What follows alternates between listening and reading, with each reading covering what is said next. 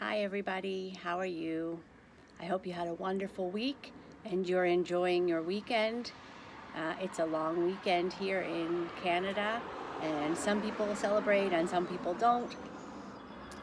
So it's not as noisy today, maybe. People have gone to the beach. I brought another book to share with you today, and this is by a duo of authors, by Jory John and Pete Oswald, and it's one of several books they have written. So you may have heard of these books before. They've written The Bad Seed, The Good Egg, and the one I'm going to look at today is called The Cool Bean. So I know I've read the other two with my class already, but The Cool Bean, it was a new one for me, but I recognized the authors, so I thought it would be interesting to look at. And like the other two books, it has a good lesson for your students or for kids if you're looking for someone. And it takes place in a school, and it says, "Watch out, here come the cool beans, the cool beans. Watch how they move, look how they swagger, notice their sunglasses. The cool beans are known all over school." And it shows them as they come into the school and they're walking by. And the little bean that we see in most of the pictures realizes that these are people that he's played with in the past, and they used to play together.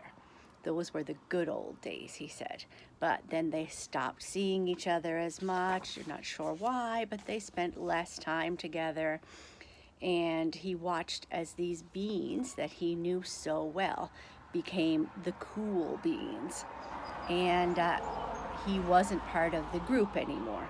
One of them could play the guitar really well, one of them could draw really well, and one of them could jump really well. So this little bean decides that he would also like to be a cool bean. So he makes some changes to himself to see if he can fit in.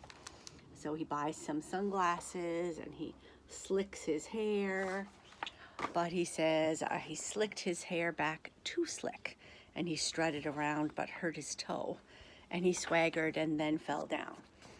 But he's still picked last for everything. His clothes don't seem to fit. He snorts when he laughs, and he starts to think that maybe he's just not going to be able to fit in with the cool beans. So he figures, actually, there seem to be two kinds of beans: the cool beans and beans like me. And this goes on for a while until one day,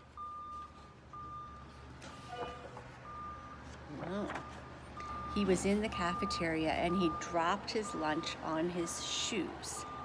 And one of his friends, who is now one of the cool beans, comes over and helps him. And he's a little surprised because it doesn't seem like such a cool thing to do.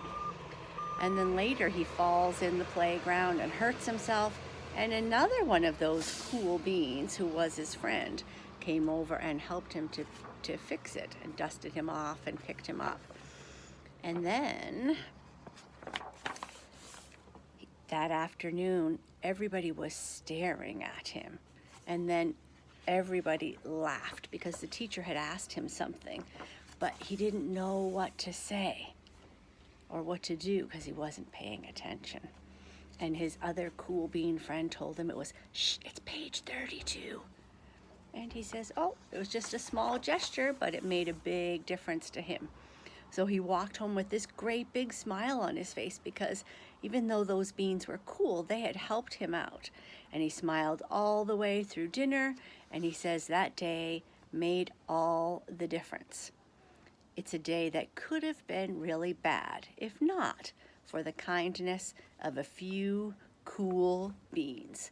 And he felt that gave him confidence to grow because he knew somebody had his back. And we see here at the end, he's swinging with his friends. He is, even though they're the cool beans and he's not always part of their group, he plays with them.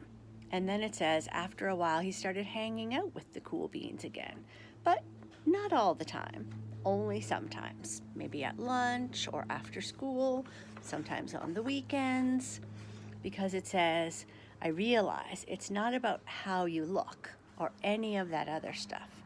It's about a wink or a nod or a smile, just at the right moment. It's about dusting somebody off and helping them up or pointing them in the right direction. That's cool.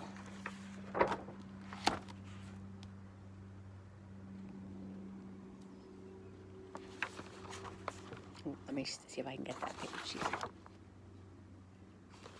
So another great book by Jory John and Pete Oswald, The Cool Bean.